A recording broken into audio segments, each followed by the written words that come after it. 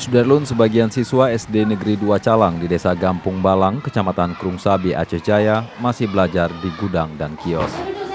Ini dikarenakan ruang belajar tidak mencukupi untuk menampung siswa sekolah tersebut. Meski tidak seperti sekolah lainnya, proses belajar mengajar tetap dilangsungkan seperti biasa.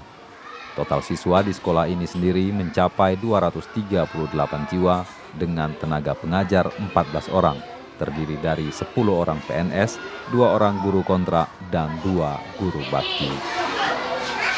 Pihak sekolah berharap kepada pemerintah Aceh Jaya dapat mengalokasikan anggaran untuk pembangunan ruang belajar. Kamu ya selaku guru ya kita melakukan tugas bagaimana mestinya. Udah yang bagi kamu itu untuk sudah kontrol yang di luar aja. Itu kan di luar pagi dua kontrol. Bisa aja keluar main kadang-kadang ini kadang-kadang bagian ini. Guru kadang di sebelah kadang punya dia lah. Tapi dia lepas kontrol kadang-kadang.